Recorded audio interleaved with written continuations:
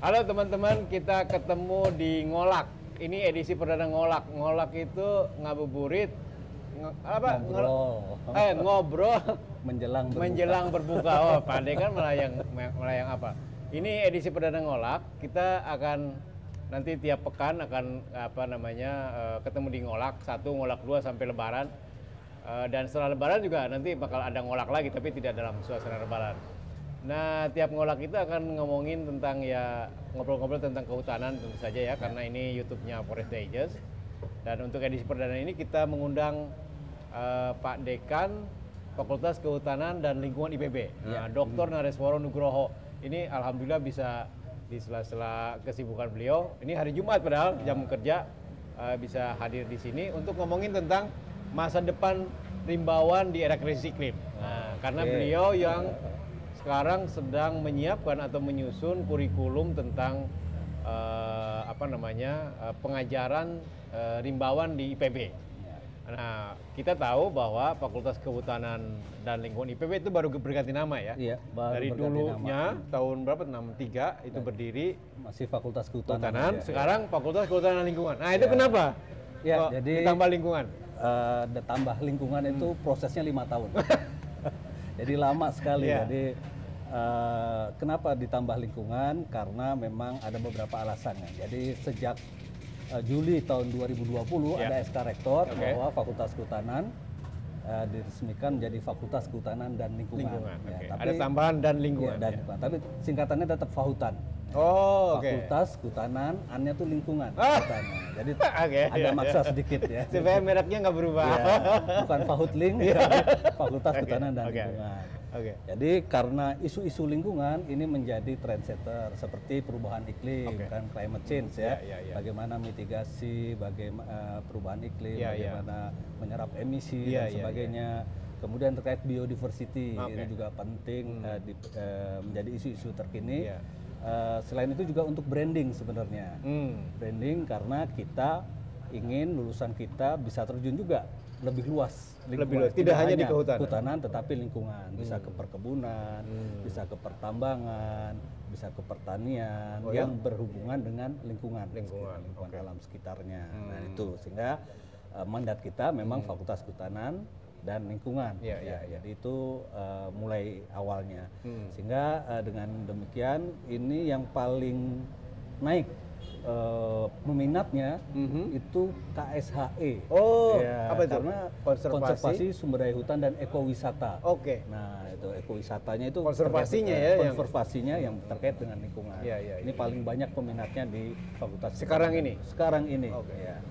Ya artinya orang sudah aware lah ya dengan krisis iklim, sehingga Fakultas Kehutanan dan Lingkungan IPB itu meresponsnya dengan itu. Berarti ada tambahan kurikulum ya? Iya, ada penyempurnaan, modifikasi kurikulum dari yang lama. Jadi Mas Menteri kan bikin Mas Nadiem maksudnya mencanangkan MBKM, Merdeka Belajar Kampus Merdeka. Jadi ini sebenarnya di kita juga sedang berproses dari kurikulum mayor minor yang sebelumnya menjadi kurikulum K2020. Apa itu? Kurikulum tahun 2020 sebenarnya. Dan itu muatan-muatan lingkungan itu menjadi salah satu core dari Fakultas Kehutanan dan Lingkungan. Kita kan punya 4 prodi. Nah, satu manajemen hutan, 2 prodi teknologi hasil hutan, 3 konservasi sumber daya hutan dan ekowisata, dan tentu saja yang terakhir silvikultur atau budidaya hutan. Jadi dari 4 prodi tersebut muatan lingkungan sangat. Jadi muatan lingkungan melebur ke dalam 4 prodi ini. 4 departemen dan 4 prodi. Kemudian masuk di mata kuliah di tiap prodi ini. Tiap prodi. Jadi nanti ada mata kuliah baru sebagainya. Pertanyaannya gini, Kang. Kan selama ini Fakultas Kehutanan itu identik dengan memanen. Karena dulu Fakultas Kehutanan didirikan untuk melihat hutan sebagai komoditas ekonomi, lalu dipakai untuk sebesar-besarnya kemakmuran rakyat. Untuk menopang pertumbuhan ekonomi lah. Nah, karena itu Fakultas Kehutanan itu identik dengan menebang kayu. Awalnya. Lalu sekarang krisis iklim. Maka apakah itu tidak bertabrakan antara ilmu kehutanan yang tadi menebang itu dengan ilmu lingkungan yang harusnya menjaga tadi konservasi dan seterusnya. Ya. Itu gimana menyambungkannya? Ya, jadi stigma kehutanan merusak lingkungan itu juga harus dirubah stigmanya. Jadi tidak sekedar tidak lagi merusak, tapi tentu saja menjaga, merawat karena bisnis kehutanan adalah SFM kan, Sustainable Forest Management. Sustainable Forest Management, memanage hutan agar lestari. Ya. Berlanjutan. Jadi memanen pun ada ilmunya tentu saja ya. Jadi bukan tidak boleh memanen, tetapi memanen yang lestari. Yang lestari. Jadi yang lestari. Mulai juga menjaga hutannya juga supaya tetap sehat dari hama penyakit, dari kebakaran hutan, dari illegal logging dan sebagainya. Kemudian dimanfaatkan, digunakan. Nah, jadi pohon tidak hanya dibiarkan tua terus merana terus lalu tumbang saja, lalu busuk. Jadi harus dimanfaatkan karena dengan memanfaatkan itu kita bisa mendapatkan nilai tambah secara ekonomi, secara sosial dan secara ekologis juga. Jadi memanen juga harus yang ramah lingkungan. Gitu. Jadi kalau nebang pohon jangan nimpa pohon-pohon kecil di belakangnya. Nah, kalau di sekarang era krisis iklim, maka apa yang harus dimiliki oleh seorang rimbawan agar ilmunya tadi sesuai atau kompatibel dengan keadaan sekarang yang di era krisis iklim tadi itu? Jadi untuk krisis iklim katakanlah itu mitigasinya itu bisa banyak, mitigasinya bisa melewati aksi dan sebagainya. Tapi kita kan menyiapkan SDM, sumber daya manusianya. Jadi sumber daya manusia itu yang mengawal agar proses-proses mitigasi iklim ini bisa berjalan dengan baik. Nah, jadi apa yang dilakukan oleh Fakultas Kehutanan dan Lingkungan ini ada banyak hal nih. Ya, jadi salah satunya apa? Ya, salah satunya tadi dengan kurikulum. Kemudian lulusannya dibekali, ada bekal ya. Selain hard skill juga harus ada soft skill. Soft skill. Jadi ilmu kalau kita nyebutnya itu lulusan kita itu harus adaptif, agile. Jadi harus adaptif dan agile. Ya, jadi harus tangguh juga karena arealnya di hutan kan, di daerah remote. Jadi harus tangguh gitu. Kalau nggak tangguh ya bukan rimbawan bukan rimbawan. Jadi nanti rimbawan salon namanya. Jadi kita harus cari rimbawan yang benar-benar tangguh yang bekerja di rimba raya di tengah hutan. Nah, itu dengan tentu saja ada core kompetensinya.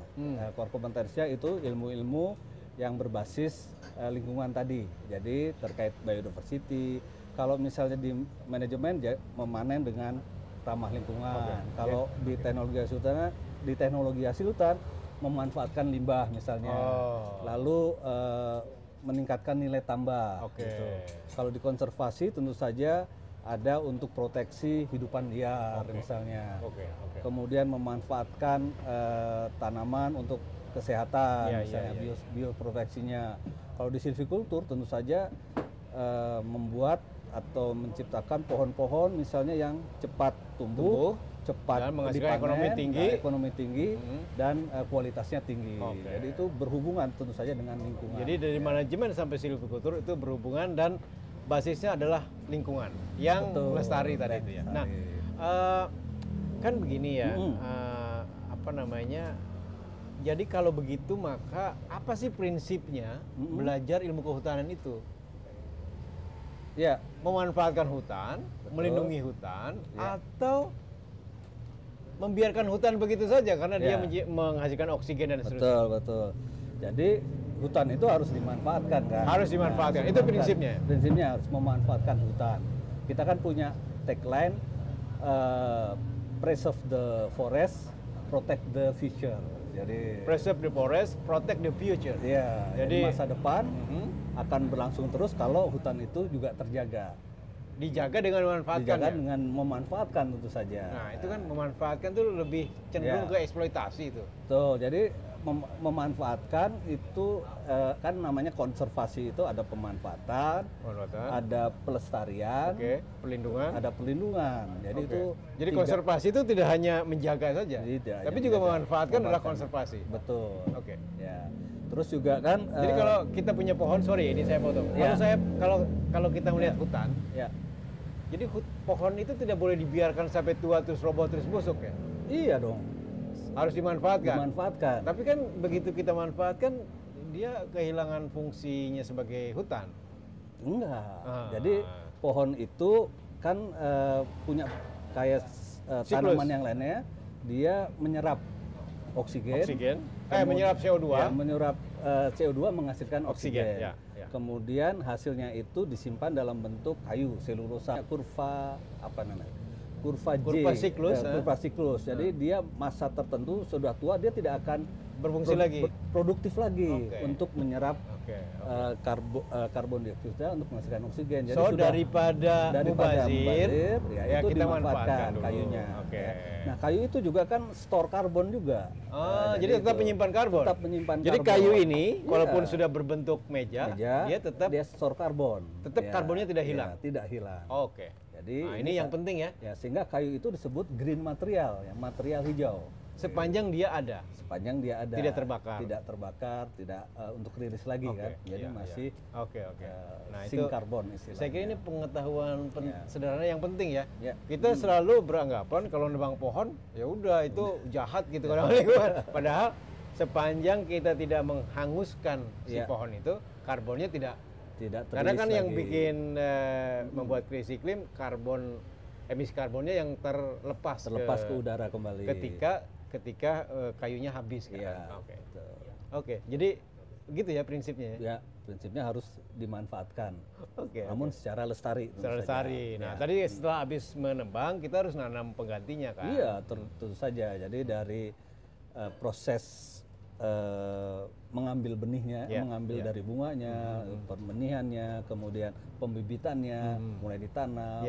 Dari silvikultur ya, ilmu silvikultur itu mulai itu. Jadi bagaimana menjaganya supaya dia tumbuh dengan jarak tanam tertentu, dengan misalnya intervensi manusia dengan pemupukan, sehingga dia tumbuh demikian bagusnya gitu ya. Nah, karena itu pertanyaannya kemudian apakah rimbawan itu makin dibutuhkan atau tidak dibutuhkan oleh keadaan ini? Oh, banyak sekali lapangan pekerjaan ya.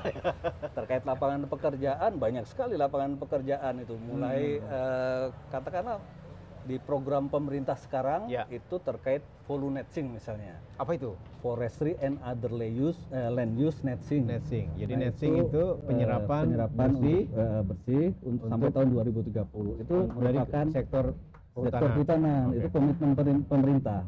Mereka punya NDC National Determined Contribution. Kontribusi yang ditetapkan. Kontribusi penyerapan karbon yang ditetapkan secara nasional. Nah, ini banyak sekali aktivitas namanya rencana operasional di seluruh Indonesia yang harus dilaksanakan. Nah, itu butuh SDM. Butuh rimbawan kita. Jadi Bapak Ibu yang punya anak SMA, daftarkanlah ke Fakultas Kehutanan dan Lingkungan IPB, karena sekarang dengan keadaan yang bumi yang tidak baik-baik saja, justru dibutuhkan peran rimbawan untuk bisa memulihkan bumi tadi ya. Iya, betul sekali. Artinya mencerahkan dong.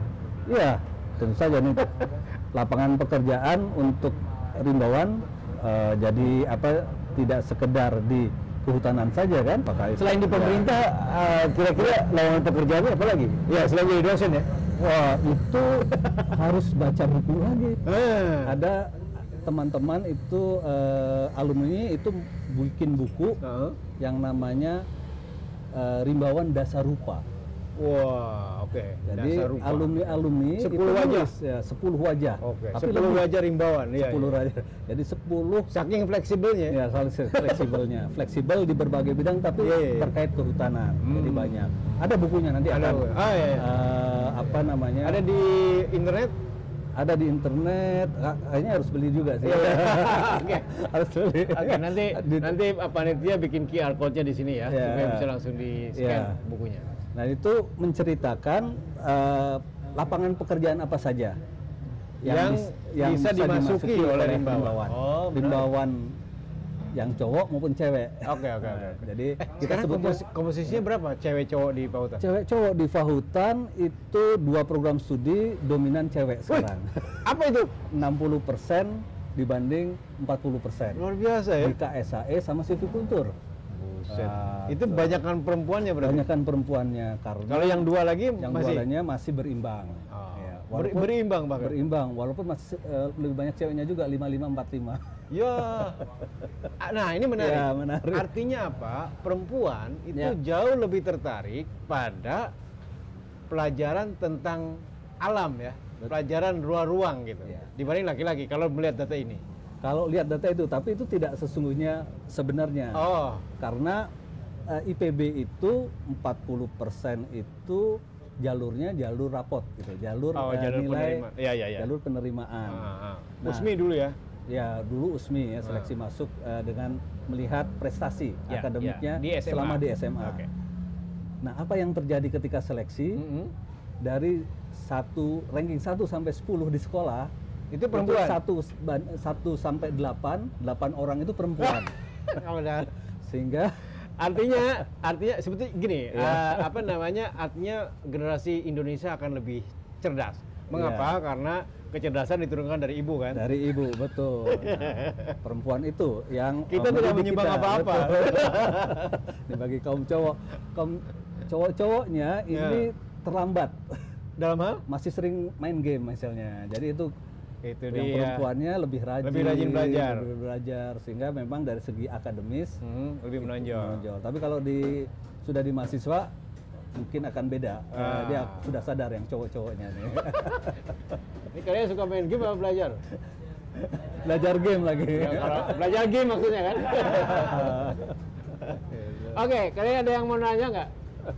Ini apa namanya, tidak hanya kami berdua ya, tapi juga di sini ada penonton dari mahasiswa Fahutan dan lingkungan IPB. Angkatan berapa sekarang? 57 tuh angkatan masuk tahun? Buset, kalian angkatan pandemi ya? Nah, sekarang ini angkatan yang akan baru masuk angkatan 60. Buset, ya ampun. Jadi IPB mau angkatan berapa? Angkatan 20. Udah punya cucu. Udah beda 40 tahun. Udah beda 40 tahun. Yang angkatan terbaru ya? Luar biasa. Oke, apa namanya? Ada yang nanya? Ini coba. Iya, silakan. Ini kameranya disorotin dong. Oh, maju aja, sini maju aja. Sini, ayo. Perkenalkan nih nama. Nama, status. Oh, di bangku sini, di bangku. Kok kamu masuk Fahutan gitu? Kenapa milih Fahutan? Iya. Oke. Ya, begini Pak Dekan. Saya Baim. Ya. Mahasiswa Fahutan angkatan 57. 57. Permasalahan mahasiswa Fahutan saat ini itu mereka enggan untuk turun lapang. Nah, gimana? Malas gitu. Rimbawan salon. Katanya mahasiswa Fahutan, tapi untuk turun lapang, kegiatan bahkan ke hutan itu tuh males gitu, takut kotor dan sebagainya. Bagaimana Pak? Solusi. Jadi ini apa namanya, blessing in disguise. Disguise-nya COVID sebenarnya. Oke. Jadi sejak COVID itu mulai 2020 kan? 2020 harusnya ada praktek lapang kan. Oke. Praktek lapang itu biasanya dari hutan pantai ke pegunungan. Nah, itu kan ada namanya praktek kan tingkat 1 ke tingkat 2 itu praktek di Jawa Barat. Tingkat 1 belum, masih di PPKU. 2 ke 3, tingkat 2 ke 3 di Jawa Barat. Tingkat 3 ke 4 di Pulau Jawa. Tingkat 4 mau lulus di luar Pulau Jawa kan gitu biasanya. Nah, sekarang berbeda memang, yang tadi itu digabung di satu namanya praktek lapang kehutanan.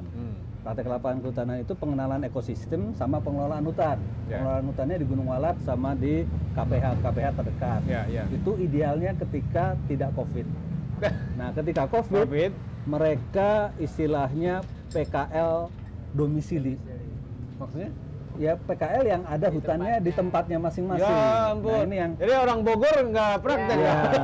Orang Jakarta nggak praktek. Jadi ini yang menyebabkan sentuhan lapangannya masih kurang. Nah ini oleh sebab itu untuk mengatasinya perlu tadi kegiatan-kegiatan dikembalikan lagi. Apakah itu bentuknya forest camp misalnya. Jadi minimal ke Gunung Walat lah. Iyalah. Walaupun kan dipraktek kita punya taman hutan kampus, di Sifor ada hutannya juga. Nah minimal memang harus ke Gunung Walat. Jadi kita ingin ngajak. Masa anak Pautan nggak naik gunung sih? Ini Pak, di bulan Juni-Juli nanti tuh akan kembali lagi mahasiswa kegiatan PLK ke gunung dan ke hutan pantai. Itu mungkin bisa menjadi salah satu program. Hutan pantai itu apa? Mangrove maksudnya? Ya, daerah-daerah mangrove. Jadi nanti ada jalurnya sebelum nanti mereka kembali ke HPGW begitu. Ya kalian kalau belajar hutan pegunungan, hutan pamah, hutan mangrove, itu kan harus tahu barangnya kan. Betul. Kalau cuma di Zoom doang ya. Nah, karena ada transfer ilmu yang keputus di online itu, makanya kami tidak merasakan sepenuhnya gitu ya bagaimana praktik lapangan secara sempurna. Iya.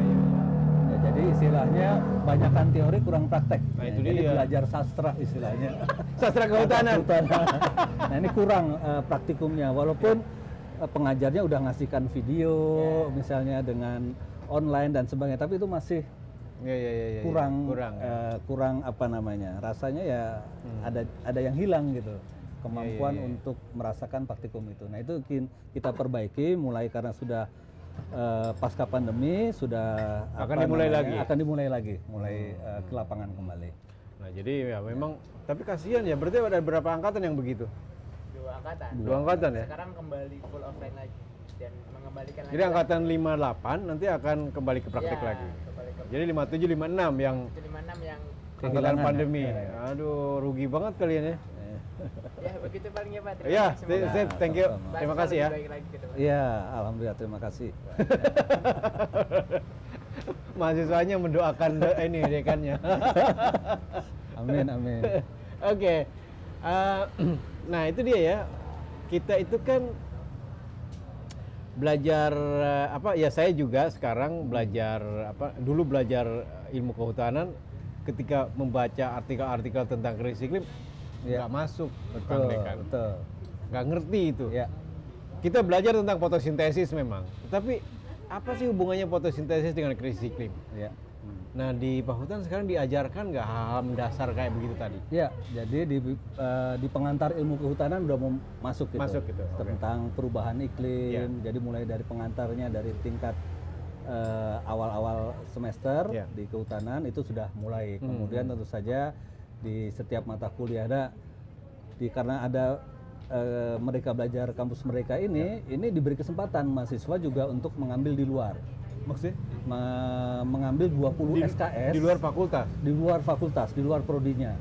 Bentuknya bisa macam-macam. Tapi masih di IPB atau di luar? Bisa di luar. Oh ya? Ya, jadi bisa bentuknya misalnya magang. Praktek magang, misalnya di industri. Magang di industri bisa. Iya. Itu salah satunya. Atau misalnya kuliah, mata kuliah misalnya ekonomi bisnis, mau ilmu lingkungan di UI misalnya atau di tempat lain di Unpad itu bisa. Jadi ngambil SKS dalam bentuk enrichment course. Jadi untuk pengayaan. Jumlahnya bisa yang terdata, ngambil sana sini istilahnya acak gitu, atau bisa yang terprogram.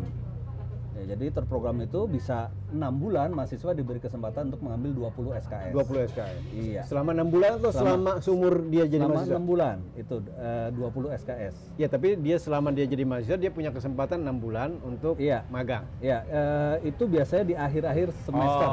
Semester 7 misalnya. Ya. Mau lulus lah? Mau lulus. Atau bisa dicicil kalau misalnya tidak keberatan SKS-nya, itu dicicil mulai dari semester 3, 4, 5, nyicil-nyicil. Ya.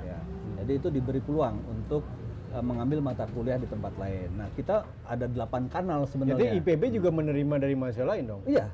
Jadi mahasiswa lain kuliah datang di IPB. Iya, datang jadi mahasiswa teknik sipil itu belajar kehutanan. Betul. Nah, saya pernah lagi ke daerah misalnya ke Lambung Mangkurat di Kalsel. Di Kalsel. Ya, ada mahasiswa silvikultur ngambil IPB mata kuliah. Iya, di sana. Nah, kita sebenarnya inginnya yang itu apa ya dasarnya apa? Kenapa bisa crossing begitu? Crossing itu terutama ilmu-ilmu yang tidak ada di kita untuk pengayaan. Jadi mahasiswa itu diberi kemerdekaan, ya, terbatas ya, tadinya. Kampus Merdeka. Diberi kemerdekaan sesuai dengan minat, bakat dan kemampuannya. Jadi dia ingin nambah ilmu apa, silahkan ngambil. Bukan karena sekarang lagi eranya integrasi ya? Integrasi salah satunya juga. Jadi karena ketika dia membuat tugas akhir misalnya butuh tidak hanya dari ilmu ini secara monodisiplin misalnya kehutanan, dia butuh ilmu misalnya apa, GIS atau apa misalnya. Bahkan saya dengar dari satu peneliti di PB itu, ketika dia meneliti keanekaragaman hayati tentang meneliti bagaimana satu jenis katak mau punah, itu ternyata korelasi dengan ilmu sosial, yaitu kemiskinan struktural masyarakat di sekitarnya. Betul sekali. Dengan masyarakat miskin di sekitarnya ada perburuan terhadap katak, akibatnya katak menjadi punah. Nah itu kan orang yang ahli biodiversity itu tidak hanya harus mengerti tentang ilmu katak, tapi juga harus mengerti tentang mengapa ada kemiskinan struktural kan gitu. Nah ini menuju ke sana atau didorong ke sana? Sekali. Jadi kita mendorongnya ke arah tidak monodisiplin sekarang, tetapi ke multidisiplin atau bahkan transdisiplin. Jadi social awareness, jadi kepedulian sosial itu juga menjadi salah satu nanti soft skill yang diperlukan oleh mahasiswa. Jadi ketika dia lulus, ya dia harus peduli juga dengan masyarakat sekitarnya. Betul. Jadi ini perlu. Nah kan sekarang konflik tenurial, konflik agraria di mana-mana ya, Rimbawan. Kita nggak belajar tentang ilmu konflik. Ada belajar nggak tentang ilmu konflik? Nah itu bisa diambil di fakultas lain. Fakultas lain, misalnya di KPM. Jadi apa itu KPM? KPM itu apa namanya? Komunikasi dan penyuluhan masyarakat. Jadi itu di situ. Itu belajar tentang konflik. Di situ. Dosen kita juga ada yang jadi dosen pasca di sana. Oleh sebab itu bisa diambil. Nah karena itu namanya resolusi konflik tidak lepas dari ilmu komunikasi kan? Betul. Nah di Pahutan belajar tentang komunikasi?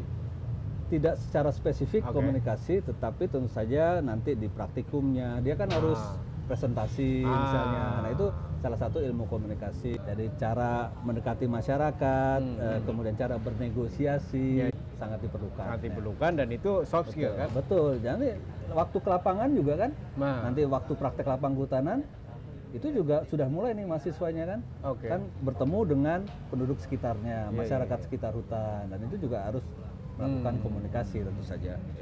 Menarik, sehingga communication skill itu menjadi salah satu target kita untuk lulusan. Jadi maksudnya Rimbawan itu ditambahkan soft skillnya. Kita nyebutnya itu 5C. 5C itu. Jadi 5C itu kalau pandai kan bawa kepean. Jadi 5C itu yang pertama communication skill tadi. Yang kedua critical thinking. Jadi bagaimana berpikir kritis. Kemudian yang ketiga creativity. Bagaimana dia bisa kreatif ya untuk dalam menghadapi kreatif berpikir maupun kreatif bertindak ya. Yang keempat kolaborasi. Ya bagaimana dia membuat teamwork apa segala bisa berkolaborasi bekerja sama dengan yang lain. Dan yang terakhir itu career readiness. Jadi siap untuk berkarir. Ini 5C ya. 5C. Selain itu kan IPB punya 3 moto sebenarnya kan, inspiration, innovation with integrity. Inspiration, innovation, integrity. Ya, jadi itu. Jadi 5C plus 3I. 3I, 1L. Apa lagi? Leadership. Itu tadi. Itu lulusan IPB pengen dibentuk kayak begitu. Seperti itu. Jadi lulusan IPB akan mendapatkan atau harus punya 5C. Kreatif. Apa tadi C-nya? Kreatif, communication skill, kreatif, thinking, kolaborasi, career readiness, yang terakhir kolaborasi. I-nya integrity, innovation, integrity, inspirasi, and leadership. Jadi 8 hal. 5C, 3I, 1L. 1L. Gitu. Susah ngapalinnya dalam bahasa Inggris. Bahasa Inggris. Oke. Nah, itu menarik. Satu aja, rimbawan tangguh gitu sebenarnya.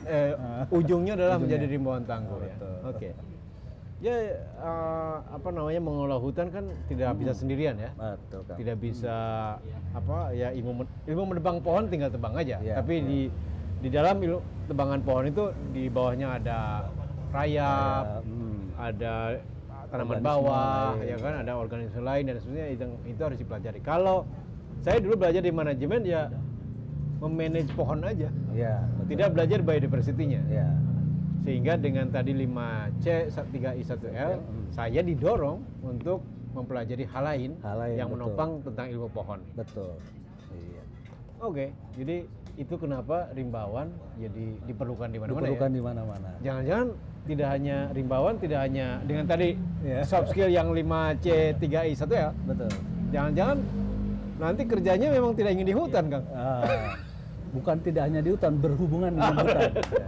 Jadi dimanapun dia bekerja, dia punya sense untuk melestarikan lingkungan.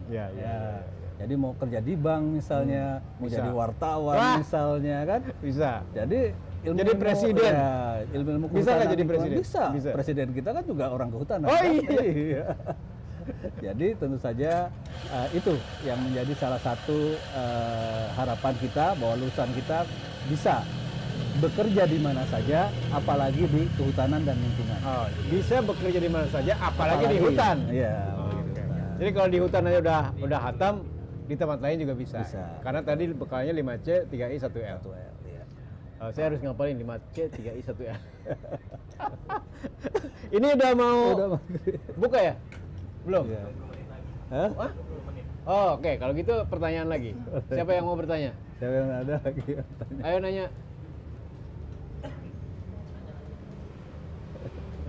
Siapa yang mau nanya? Yang nanya dikasih voucher. Ayo. Silakan. Ini sekarang nanya pun harus disuap ya. Oke, suap pun tidak mempan. Di sini ada, oh ya, saya harus memberitahukan bahwa kita rekaman di Cafe Asik. Itu para bartendernya sedang bekerja. Cafe Asik ini adanya di Yasmin ya. Jadi kopinya enak, makanannya enak. Saya melanggani apa tuh? Apa namanya? Singkong itu, apa namanya? Singkong goreng. Singkong goreng sama sambalnya apa, Kang? Sambal roa. Itu top. Dimsum juga. Apalagi kalau didorong pakai kopi, salah satu kopi Nusantara. Ya, ini kan kafenya namanya Asik. Iya, kafenya. Ngomong Asik itu apa ya? Asik itu ada singkatannya. Itu dia. Ya. Jadi A-nya agamis. S-nya sportif. I-nya intelektual. K-nya kreatif. Dalam bahasa Indonesia ya, lebih gampang. Jadi Pautan memang asik, Pak. Iya, IPB dan Pautan senang singkatan ya. Iya. 5C 3I 1L. Kemudian jadi asik, agamis, sportif, intelektual dan kreatif. Iya, betul. Asiknya nggak pakai Y ya? Nggak, pakai I. Pakai I. SIK. Karena itu ini namanya Cafe Asik. Kalau Anda mampir ke Bogor, silakan, atau kalau Anda berkunjung ke Bogor, silakan mampir ke sini. Tiap hari Jumat akan ada ngobrol-ngobrol kayak begini. Sambil ngopi-ngopi dan ngolak Kang namanya kan. Ngolak ya, sambil ngolak. Ngobrol menjelang berbuka. Nggak nyambung, ngolak itu singkatan sama kepanjangannya, tapi nggak apa-apa lah. Zaman media sosial sekarang apapun disambungin. Ada yang nanya? Silakan. Di sini aja, kursi aja bawah. Ya, ini mumpung ada Pak Dekan. Mahasiswa dari mana? Namanya siapa? Kenalin. Dari Pautan. Pautan. Namanya? Perkenalkan, nama saya Frandi Halim Wijaya. Frandi Halim Wijaya. Pakai F apa pakai P? Pakai F. Oke. Pertanyaan saya itu seperti yang kita tahu itu bahwasannya kondisi hutan sekarang itu semakin berkurang lah gitu ya. Terdegradasi. Kan kita membahas tentang peran rimbawan di masa mendatang gitu. Di masa mendatang otomatis juga hutan semakin berkurang karena di sekarang aja juga hutan berkurang. Masuk akal. Jadi masih perlu nggak rimbawan? Untuk kedepannya kita sebagai mahasiswa nih, ketika emang udah masuk ke dunia kerja, peran kita seperti itu yang harusnya jadi rimbawan rimbawan ketika emang hutannya udah hilang. Gimana dong? Apa ya? Menarik pertanyaannya. Oke, langsung mereka. Ini tantangannya. Ya. Jadi eranya sekarang memang kan merehabilitasi yang rusak kan. Jadi tadi kan yang disebutkan hutannya berkurang. Hutannya sudah apa namanya? Itu oleh lulusan Fakultas Kehutanan juga kan. Tetapi kawasannya masih ada, Kang. Kawasannya itu masih ada walaupun tidak berhutan. Sehingga tantangan rimbawan kita bagaimana sudah nggak ada pohonnya. Bagaimana kawasan hutan itu dihutankan kembali. Jadi ilmu-ilmu itu diterapkan. Jadi tadi yang kegiatan pollination jadi ada tuh bagaimana nanti menanam hutan di kawasan yang sudah terdegradasi, bagaimana merehabilitasinya, bagaimana Anda kurang beruntung generasi penghutan dulu orang-orang tua kita nebangin pohon. Nah, sekarang kita nanam. Sekarang kita nanam, eranya era menanam sekarang. Nah, pertanyaannya Kang, kalau dulu nebang pohon jadi duit. Sekarang nanam pohon bisa jadi duit nggak? Bisa. Caranya? Dengan menanam pohon itu tadi kan kita bicara masalah mitigasi iklim.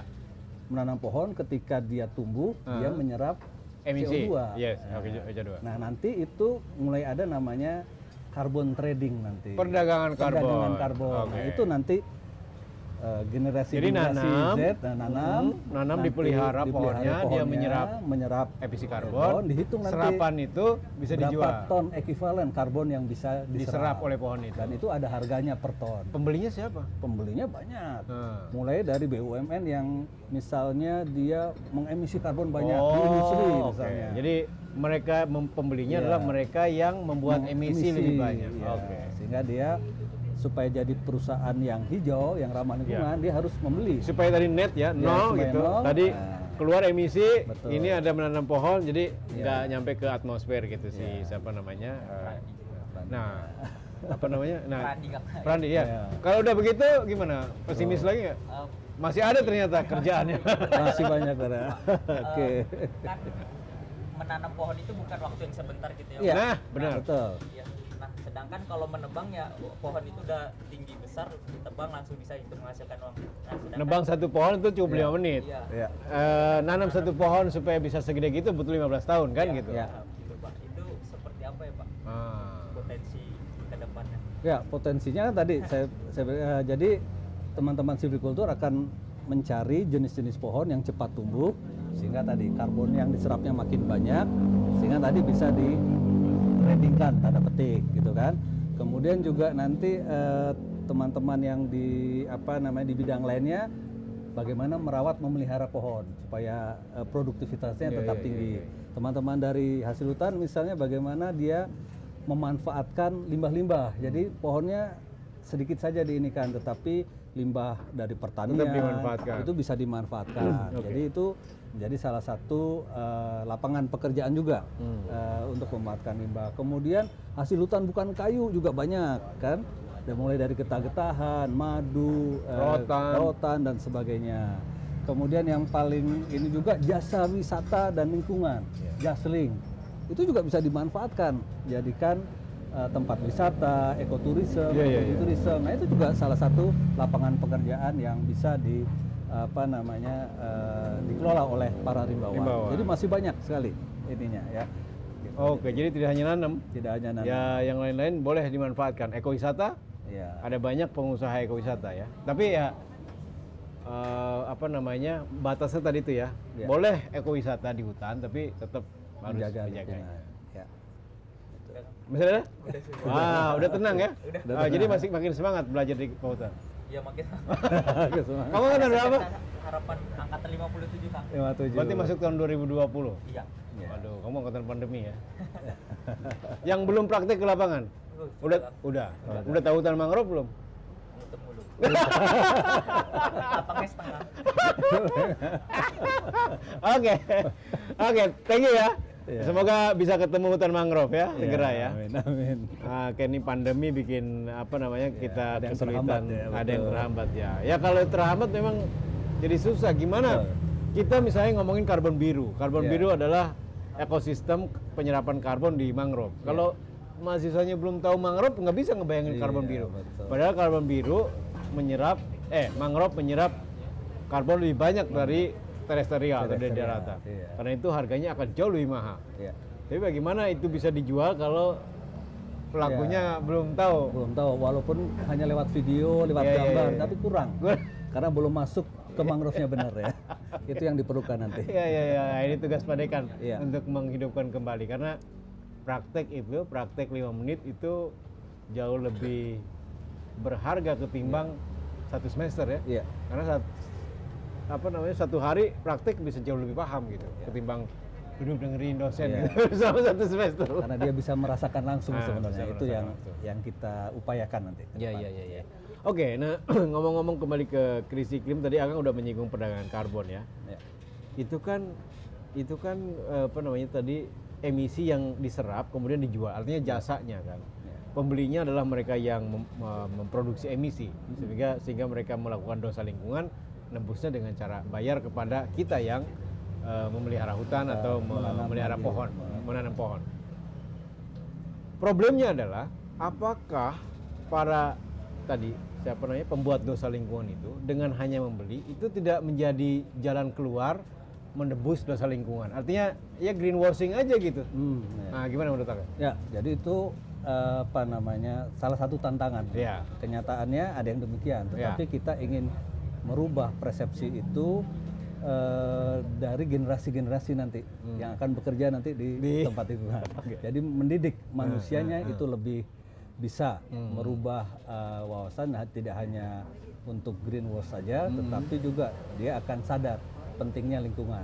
Jadi melalui pendidikan, mulai tidak hanya di perguruan tinggi, tentu saja nanti teman-teman ini, himbauan ini juga akan ke pendidikan yang lebih rendah, mulai dari PAUD misalnya, kemudian dari SD, SMP, SMA. Nah itu pendidikan terkait kehutanan dan lingkungan mutlak perlu. Nah sehingga nanti ketika bekerja di Mamurun itu, apalagi yang menghasilkan emisi, dia sadar bahwa aspek itu yang perlu harus dicegah kan. Jadi bukan posisinya adalah bukan membeli emisi yang diproduksi, tapi harusnya kan mengurangi emisinya. Mengurangi emisi. Jadi harus dengan teknologi, dengan apa supaya dia lebih efisien, emisinya jauh lebih kecil dibandingkan yang praktek sekarang. Jadi jangan mentang-mentang karena ada yang nanam pohon lalu seenaknya aja bikin emisi, kan nggak begitu kan? Nggak begitu. Misalnya dunia transportasi kan memakai bahan bakar fosil, tapi sekarang udah mulai jadi baterai. Listrik.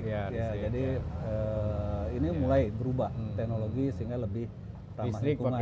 Pakai solar panel yang tadinya batu bara ya. Batu bara, betul. Oke. Nah, itu kan renewable energy. Di Fakultas dipelajari nggak? Ada. Oke. Ya, untuk renewable energy ada kan ada berbasis lahan juga kan, panel angin, padanya bayu, kemudian air ya, itu kan komoditas di hutan itu. Iya, betul. Jadi di kita panas bumi, panas bumi. Jadi ada mata kuliah namanya misalnya energi biomasa. Oke. Jadi salah satu energi terbarukan itu dari biomasa. Ya, dari dalam kayu bentuk, dari kayu dalam bentuk pelet misalnya, dibuat pelet atau dibuat arang. Itu juga salah satu itu dipelajari di Fakultas. Dipelajari di Fakultas. Jadi itu salah satu terkait energi biomasa. Terus kalau di khususnya saya yang ngajar itu dia juga tenaga panas bumi itu pakai radiator, semacam radiator yang namanya cooling tower. Nah, cooling tower itu dari kayu. Nah, kayu misalnya lebih bagus ya dibanding di Kamojang ya daripada yang dari beton, itu bisa berkarat. Kalau apa segala macam dia akan menunggu lama. Jadi lebih bagus akan kayu. mengganggu proses itunya. Jadi kayu itu bisa digunakan. Ini Kang Dekan ini mengajarnya teknologi kayu ya? Iya, tentang konstruksi kayu. Nah, ini. Di era krisis iklim ini, kalau kita bangun rumah atau bangun gedung, itu lebih ramah lingkungan pakai beton atau pakai kayu? Ya jelas kayu. Ya kan nebang pohon. Iya, nebang pohon, tetapi kan store karbon. Karbonnya itu kan. Oke. Pakai kayu. Kayunya itu karbon sink. Karbonnya tidak hilang. Tidak hilang. Ya, itu jadi kalau pakai beton? Ya, pakai beton. Beton kan pertama dia tulangannya dari baja. Baja dia harus ngelebur. Itu energinya luar biasa. Untuk bikin besi. Untuk besinya. Energi untuk bikin semen. Bikin semennya. Jadi dia harus gali dulu, kemudian dihancurkan dan sebagainya. Pasirnya kayak bangkirai, nah itu semuanya. Kalau mau pakai kayu jabon, kayu jenjing, ya itu harus diawetkan supaya ada teknologinya. Ada, masa pakainya lebih lama lagi, durability-nya lebih lama. Nah itu tentu saja akan menghemat. Jadi itu ada efisiensi. Kemudian praktek konstruksinya kan gitu. Jadi tidak langsung kayu itu berhubungan dengan tanah, nanti bisa menyerap air, terus kena lapuk, kena rayap dan sebagainya. Nah, itu harus dihindari. Itu semua dipelajari di Fakultas Kehutanan dan Lingkungan. Dulu saya kok nggak dapet ya karena saya manajemen hutan. Ini apa? Hasil hutan, teknologi hasil hutan. Iya. Oke teman-teman, ini makanan udah keluar semua, jadi kita siap-siap berbuka puasa. 17.54 di sini. Buka kita jam 18.04 ya. Jadi kita siap-siap berbuka puasa. Terima kasih Kang Dekan. Ya, terima kasih sama-sama. Rasanya bergairah kembali menjadi mahasiswa Pahutan ya. Iya. Dan apa namanya, bright the future, apa namanya, masa depan cerah. Masa depan yang menjadi cerah. rimbawan. Iya. Ya, di masa krisis iklim. Ya, harapannya tentu saja bagi yang mendengarkan nanti, ya misalnya yang punya putra-putri masuk ke Fakultas Kehutanan, ada teman-temannya atau adik kelasnya ajak masuk Fakultas Kehutanan dan Lingkungan. Masih cerah. Masih cerah.